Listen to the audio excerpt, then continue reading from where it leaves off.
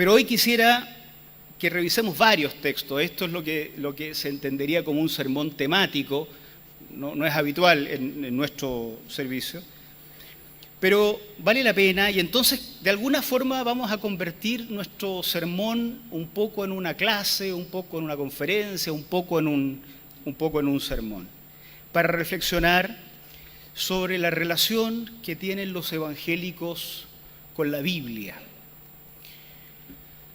La Biblia y los evangélicos, ¿no? Esta es una iglesia evangélica. Canuta, diríamos, en Chile, para los extranjeros, canuto es una forma en que se ha dicho habitualmente a esta forma de ser evangélico, que es una forma ligeramente diferente a ese protestantismo histórico de las iglesias luteranas o anglicanas o metodistas. La relación que tenemos los evangélicos con la Biblia. Como ustedes vieron en el video de la escuela dominical, para los evangélicos la Biblia es muy importante, muy importante, ¿no?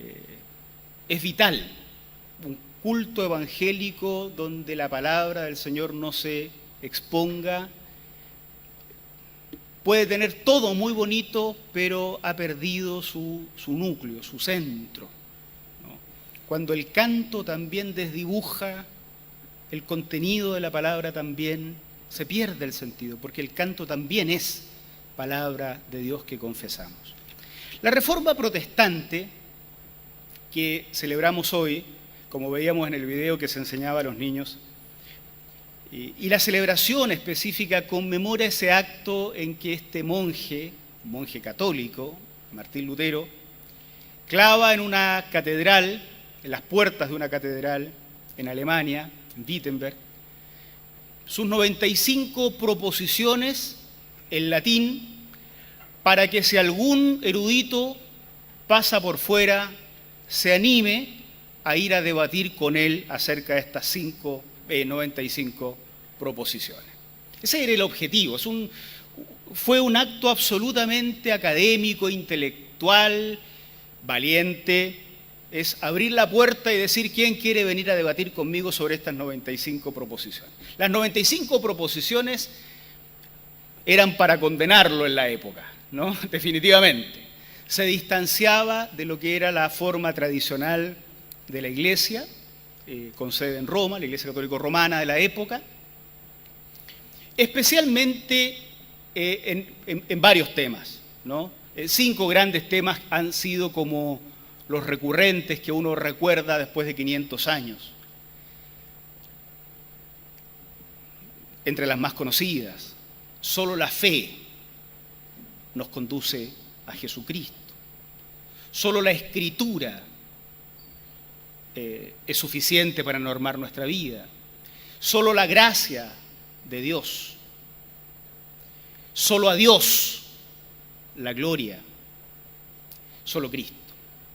En el fondo, el tema es que no hay mediación humana posible, no hay religión, no hay estructura eclesiástica que de suyo vincule al ser humano con Dios.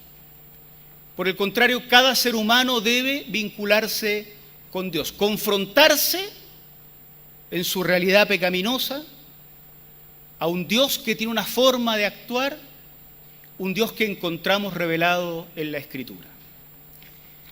De estas cuestiones varias que surgen de la Reforma Protestante, una, la de la sola Escritura o la Biblia como única norma, como una única fuente de autoridad a la cual recurrir, es la que yo quisiera tematizar esta mañana. La Escritura y solo la Escritura determinaría el comportamiento y el ser de la Iglesia. Imaginen lo que eso significa en el marco de una tradición religiosa donde no era la Escritura, porque las personas no tenían acceso a esta Escritura, estaba en idiomas que las personas comunes y corrientes no podían leer. Había una versión en latín de la Biblia, pero el común de las personas, primero, no sabía leer ni escribir nada, y quienes sí sabían leer y escribir lo hacían en sus idiomas vernáculos, en las lenguas vernáculas, pero no en latín, que era la lengua de los eruditos. Por lo tanto, la autoridad en realidad no residía en la escritura, sino más bien en quien era el intérprete autorizado de la escritura, algún obispo, el magisterio de la iglesia, los maestros autorizados para decir qué ha dicho Dios. Y que aparezca entonces un movimiento que diga, mire, acá hay una Biblia en la mesa, en nuestro idioma. Si no me convencen con la Biblia, no habrá jineta que me haga obedecer. Si no me convencen con la razón, Biblia en mano, abierta en la mesa, disponible a todos en la lengua de cada uno, no habrá piocha, no habrá jineta, no habrá obispado, no habrá autoridad, no habrá milagro que me haga obedecer. Mi conciencia sometida solamente a la Escritura y esta racionalmente explicada de tal forma que o me convencen o no me someto. Crisis. Porque entonces ponía en primer lugar la libertad de cada ser humano, la posibilidad de decidir de cada hombre y cada mujer de la época, y entonces el poder de quienes a través de la religión lo detentaban se disminuía.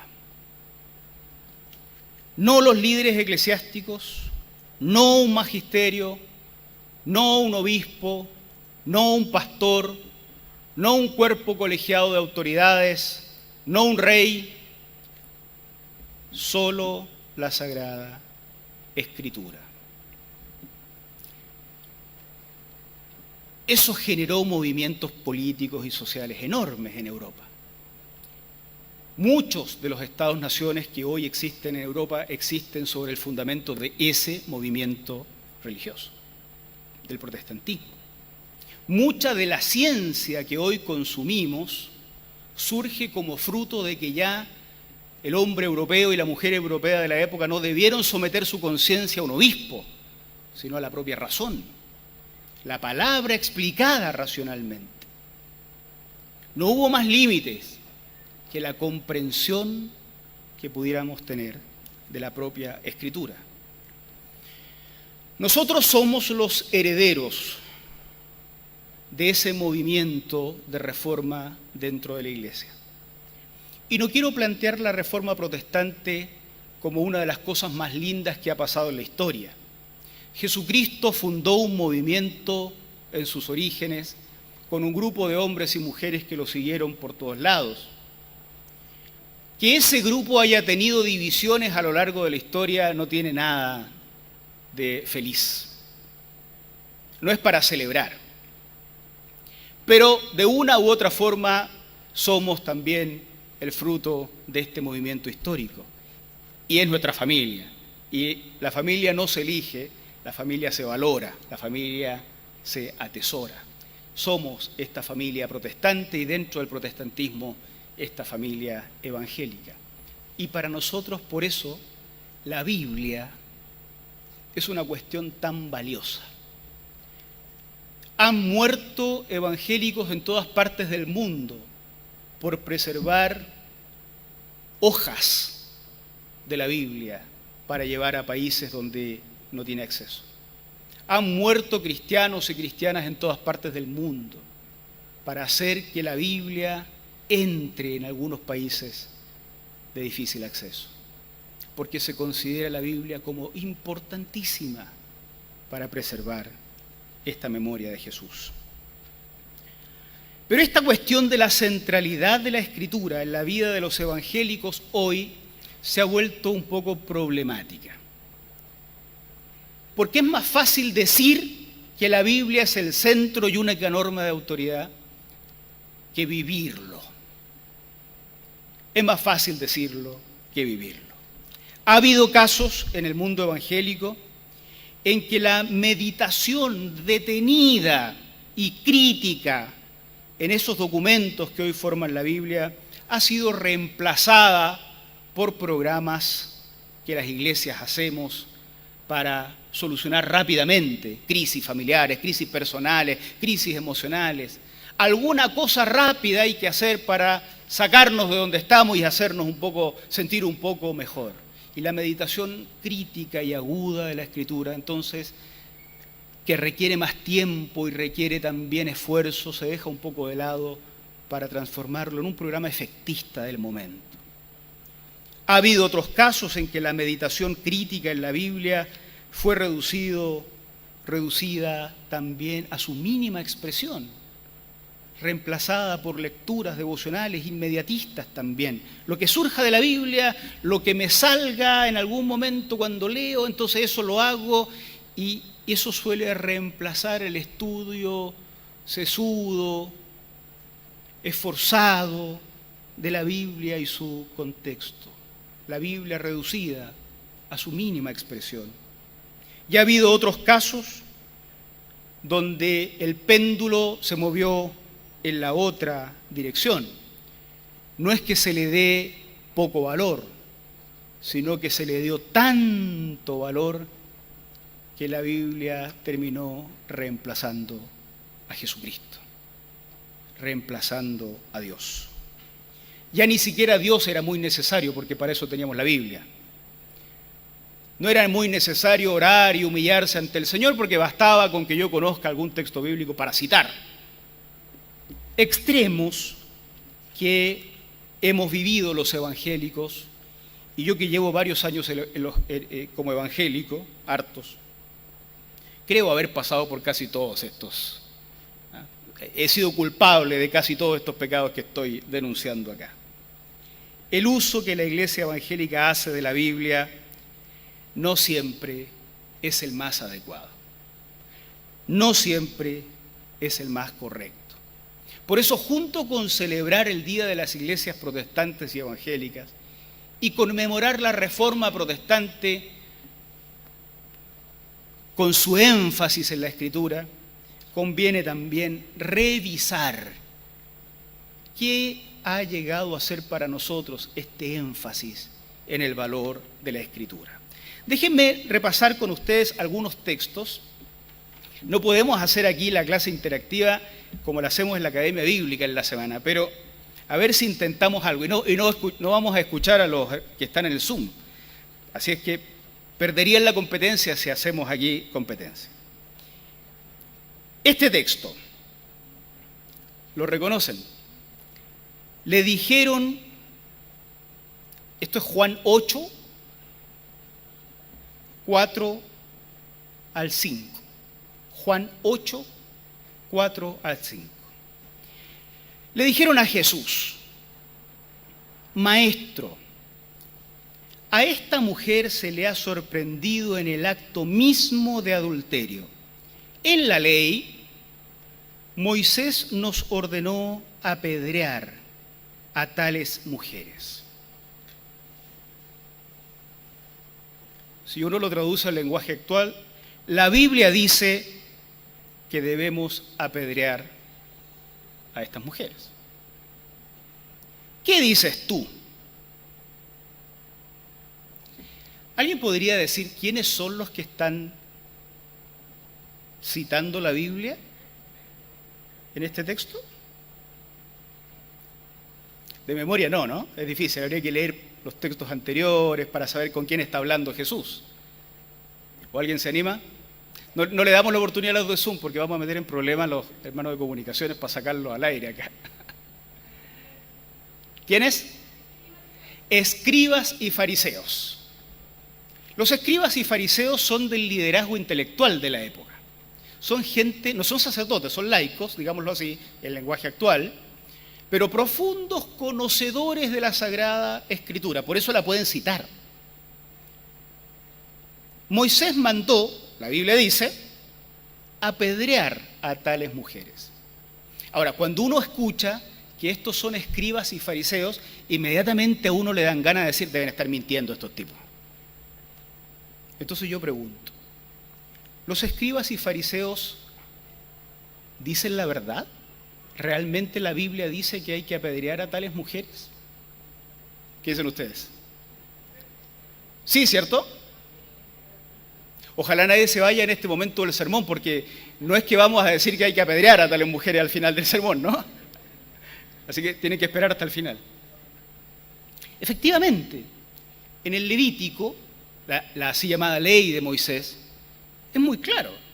Si alguien comete adulterio con la mujer de su prójimo, tanto el adúltero como la adúltera serán condenados a muerte. Luego en Deuteronomio y otros se explica la forma de la muerte. Hay que apedrear. Por lo tanto, los escribas y fariseos dicen la verdad. Están citando la Biblia con verdad. Otro ejemplo. Mateo 22, 24. Mateo 22, 24. Maestro, Moisés nos enseñó que si un hombre muere sin tener hijos, el hermano de ese hombre tiene que casarse con la viuda para que su hermano tenga descendencia. ¿Alguien recuerda quién dice esto? ¿Quién hace la pregunta? Estos son los saduceos, no son los mismos escribas y fariseos. Los escribas y fariseos eran radicales en la ley, conocedores profundos de la ley, como uno pudo haber sido, o tal vez es. Ya vamos a llegar a ese punto. Pero estos son los saduceos. Los saduceos son más aristocráticos, también son conocedores. Pero a lo mejor acá están mintiendo. A lo mejor no es verdad que eso sea lo que la Biblia mande. ¿Qué dicen ustedes? Es así, ¿no? O sea, también dicen la verdad, efectivamente, en Deuteronomio. Si dos hermanos viven en un mismo hogar y uno muere sin dejar hijos, su viuda no se casará fuera de la familia. El hermano del esposo la tomará, se casará con ella para cumplir con su deber de cuñado. El primer hijo será hijo del difunto, la ley del levirato. Por lo tanto, tenían razón cuando le preguntan a Jesús, con esa frase que nosotros podríamos entender hoy como: Jesús, la Biblia dice, y le citan la Biblia a Jesús. Hasta estas alturas, uno podría ir pensando que los escribas y fariseos y que los saduceos eran buenos reformados, porque si la Biblia es tan importante para todos los reformados y los evangélicos, estos tipos conocen la Biblia mejor que muchos de nosotros, parece. Tercer y último ejemplo. Mateo 4, 6. Mateo 4, 6. Escrito está. Escrito está. La Biblia dice: ordenará que sus ángeles te sostengan en sus manos para que no tropieces con piedra alguna. ¿Quién dice esto? ¡Wow! Jesús, el diablo entonces cita la Biblia. Efectivamente, el diablo es quien dice esto. El diablo dice, la Biblia dice, ordenará a sus ángeles que te sostengan en sus manos para que no tropieces con piedra alguna. Pero a lo mejor, como es el diablo, miente y la Biblia no dice esto. ¿Qué dicen ustedes? Lo dice, ¿no?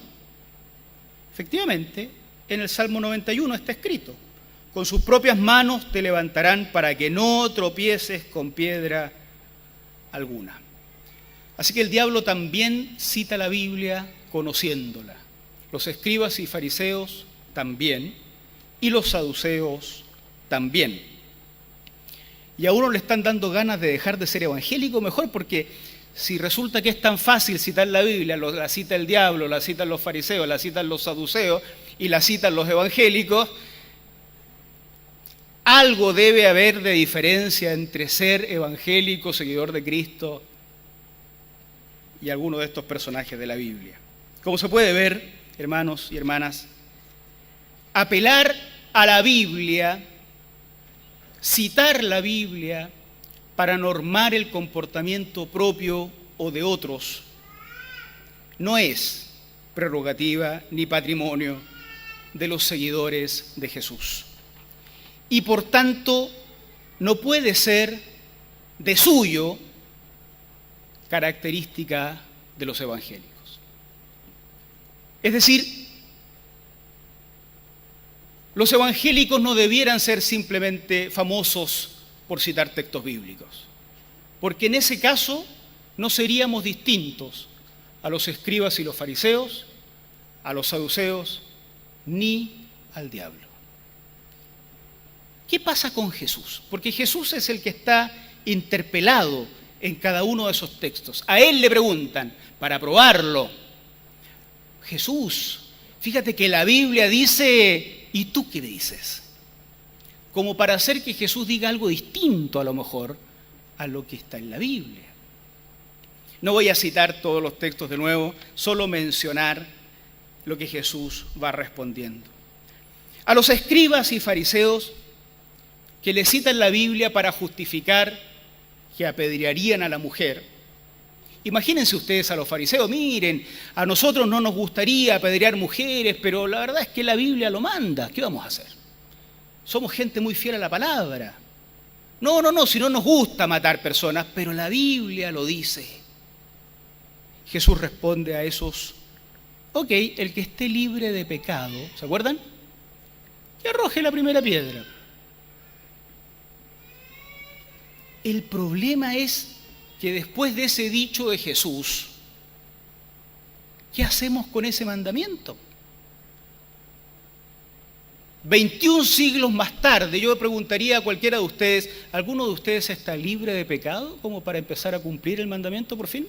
Porque en 21 siglos no hemos logrado encontrar a uno que diga, ok, yo sí estoy libre de pecado, entonces yo sí puedo tirar piedra. ¿Alguno acá presente se ofrece a tirarle piedra a los pecadores porque ya por fin fue libre de pecado? No, qué bueno que no, ¿eh? Qué bueno que nadie levantó la mano. ¿Y qué hacemos con el texto bíblico? Si está escrito, no pudimos borrar Levítico, ni pudimos borrar Deuteronomio. Pero Jesús hizo imposible la comprensión literal de ese texto, o la aplicación del mismo. A los saduceos, que le preguntan por con quién se va a casar esta mujer, porque la historia continúa, ¿no? Los saduceos le dicen a Jesús, bueno, había una mujer que le pasó esto de perder el marido 7 veces. Cuando llegue al cielo, ¿con quién se va a casar? ¿De quién va a ser esposa?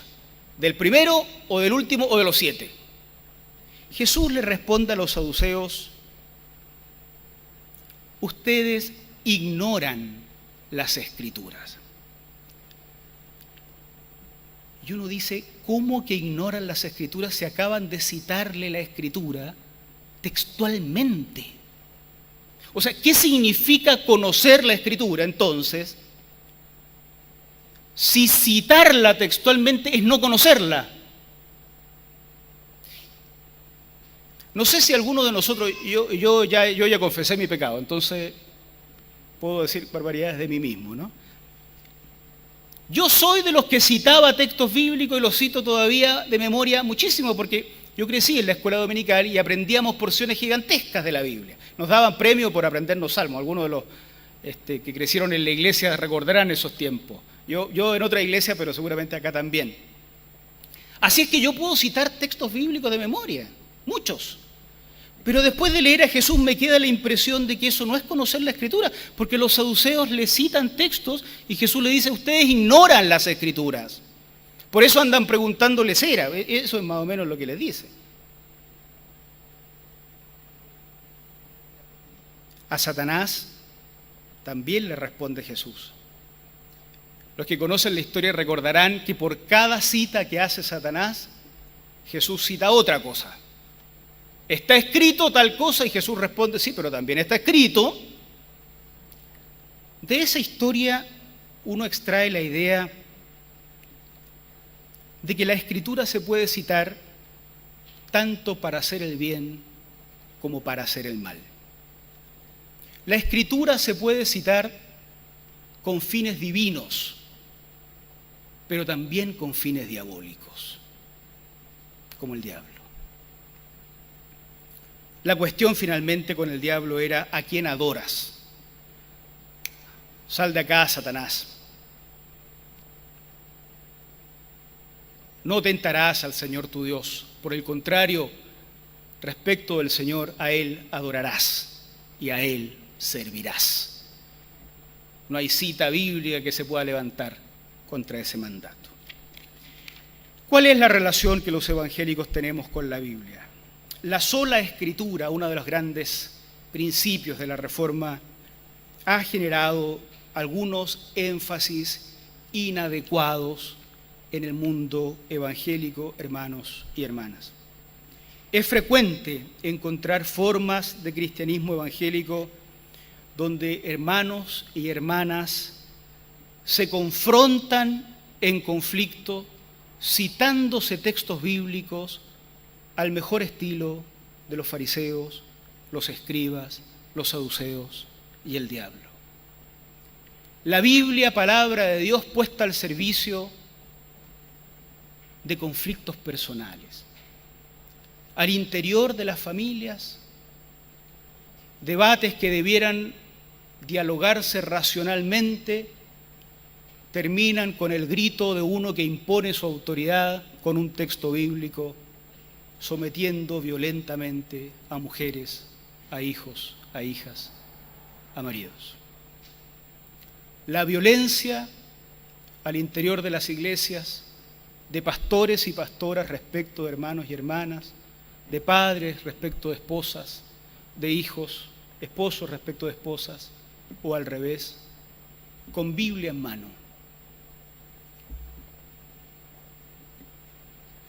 La sola escritura como norma de autoridad, no por culpa de la escritura, sino por algo que no hemos entendido bien, ha generado reacciones y comportamientos que no honran al Señor en nuestras vidas y que no son el énfasis correcto de ser evangélico.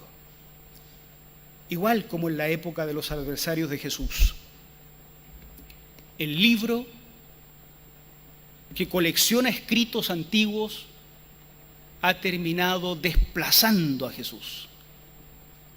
La letra ha terminado convirtiéndose en más relevante que el espíritu de Jesucristo. Y tal vez se deba a que a Cristo no podemos controlarlo, porque está vivo, pero la Escritura sí podemos manipularla. Algo hemos hecho mal. ¿Cuál es el criterio para usar la Biblia de forma correcta, adecuada, en su dimensión adecuada en nuestra vida? Yo diría acá que tenemos que hacerle caso a lo que está escrito en la Biblia respecto de Dios y respecto de los propios documentos. A Jesús se le acercan unos discípulos a preguntar precisamente por esto de la ley. Es como esta misma pregunta, ¿no?, que uno podría hacer: Jesús, ¿qué hacemos con la Biblia? Jesús, ¿cómo citamos la Biblia? Le preguntan: Maestro, esto es Mateo 22, versículos 36 al 40. Mateo 22, versículos 36 al 40. Maestro, ¿cuál es el mandamiento más importante de la ley? Los investigadores han mostrado que esta pregunta era típica de los estudiosos de las Escrituras en la época. ¿Cómo catalogar, jerarquizar los textos? Si logro pillar el más importante, entonces ese es mi caballito de batalla, ¿no? A veces a nosotros nos pasan también estas cosas. ¿Cuál es el mandamiento más importante de la ley? Miren qué interesante, ya se saben ustedes la respuesta, ¿no? Ama al Señor tu Dios. Ama al Señor tu Dios con todo tu corazón, con todo tu ser, con toda tu mente, le respondió Jesús. Este es el primero y el más importante de los mandamientos, el amor. El segundo se parece a este. Ama a tu prójimo como a ti mismo. De esos dos mandamientos dependen toda la ley y los profetas. Toda la literatura veterotestamentaria, todas las leyes aprendidas por los especialistas han de ser interpretadas a la luz de estos dos mandamientos fundamentales. Estos son como los anteojos, que si tú te los pones de un color, ves todo de ese color, ¿no? Si te pones anteojos rojos, ves todo rojo, verde o amarillo, lo que fuera. ¿De qué color son los anteojos con los que los evangélicos debieran leer la Biblia? Debieran ser anteojos color amor. Color amor. Porque entonces cuando el mandamiento bíblico diga apedrea a la mujer, los anteojos color amor van a decir, ok, vete y no peques más. Cuando el texto bíblico diga asesina a tal pecador, expulsa a tal otro, el evangélico que lee con esos anteojos va a decir, ni yo te condeno.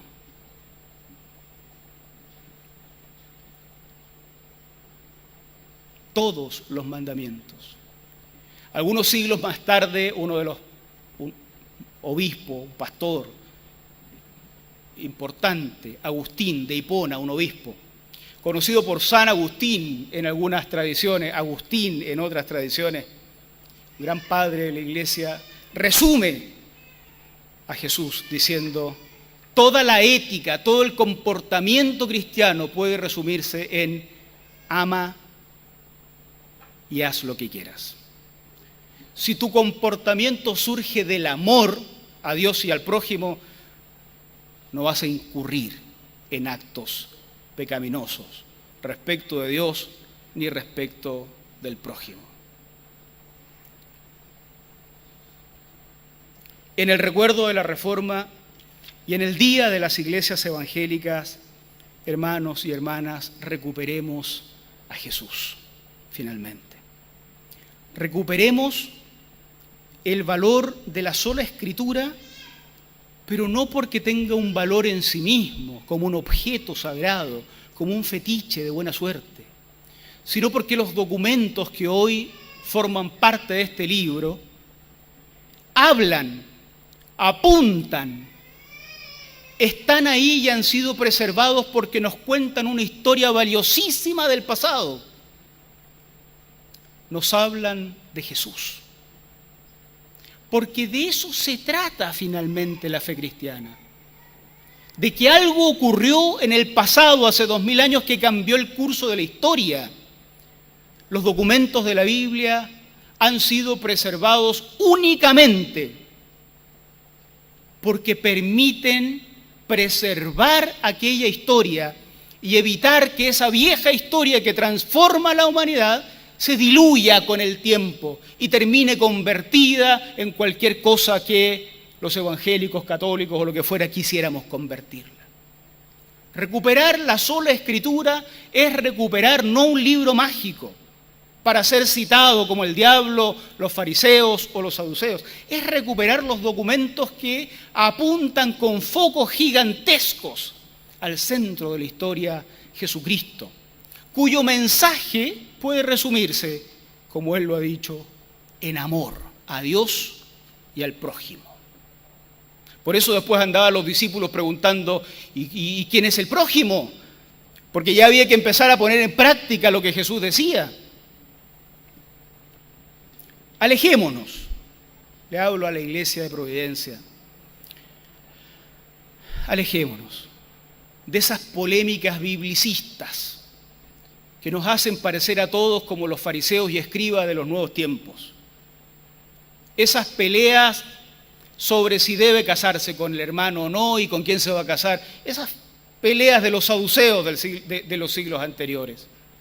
Alejémonos de esas superficialidades que no hacen más que opacar al centro, al núcleo de la revelación de Dios, que es su Hijo Jesucristo. Alejémonos de la superficie para que podamos entrar en el fondo de la revelación de Dios. Honrar la Reforma Protestante, ser evangélico hoy, entre otras cosas, recuperar el valor de la Escritura, es importante porque la recuperamos para conocer en mayor profundidad al Dios que se reveló en la historia humana. Dios, no sé si les parece tan grande esto, ¿eh? Dios un día, muchos años atrás, entró en la historia humana, hermanos. Caminó entre nosotros. Se desangró por nosotros.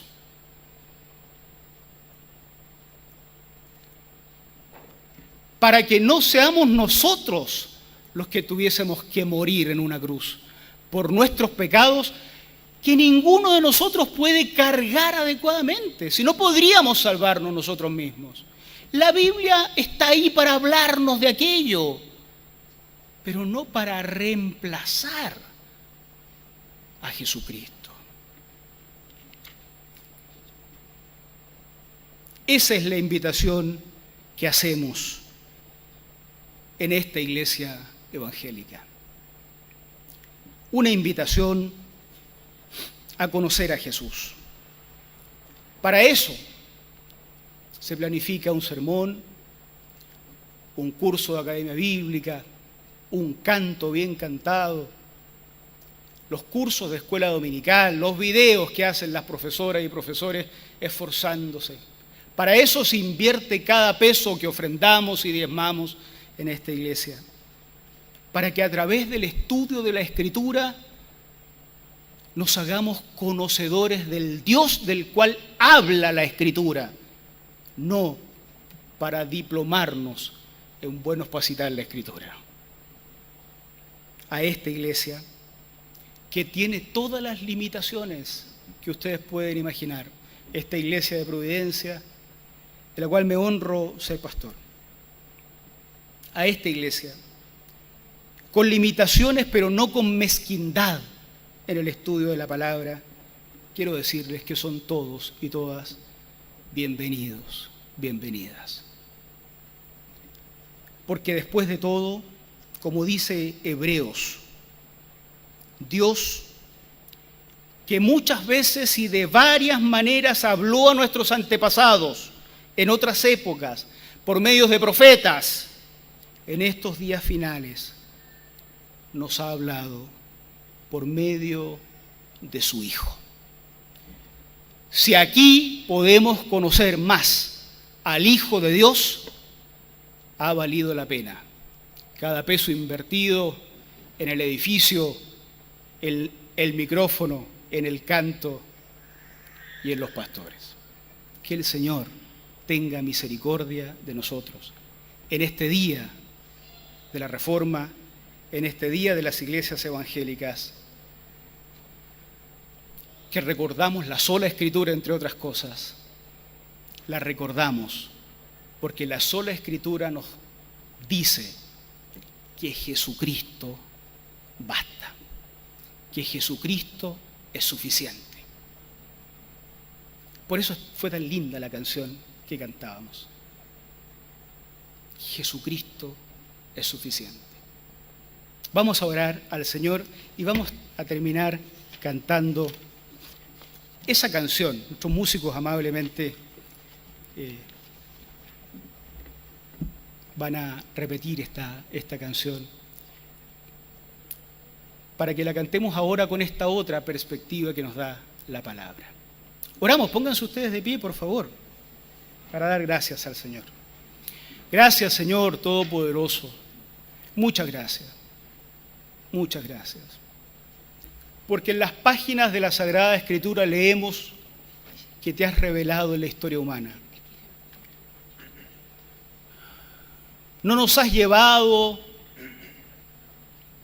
ni nos has exigido entrar en lugares místicos para conocerte, sino que tú entraste en nuestra simpleza para revelarte. Esto encontramos en la Escritura. Y esto, Señor, queremos valorarlo, especialmente en esta iglesia evangélica, donde tenemos tantas cosas que nos faltan, Señor. Y sin embargo, creemos en la importancia de que tu palabra enfoca ese momento central de la historia. Señor, que seamos un espacio donde nosotros seamos invisibles, para que Cristo sea cada día más visible, donde la Biblia se vuelva una ventana que nos muestre a Jesucristo. Da gracia a nuestros pastores y pastoras, da gracia a nuestros docentes, a nuestros profesores de escuela dominical, a nuestros profesores de la Academia Bíblica, a nuestros músicos, para que en todo lo que se haga, Señor, podamos vislumbrar cómo Cristo aparece en nuestras propias vidas también en estos tiempos. Gracias, Señor, porque no fue otra cosa, sino tu amor, tu gracia, la que posibilitó nuestra salvación. Y gracias porque ese Cristo que en la práctica muere por nosotros, ha resucitado para hoy seguir siendo suficiente en nuestras vidas. Gracias, Señor, en el nombre de Cristo Jesús. Amén.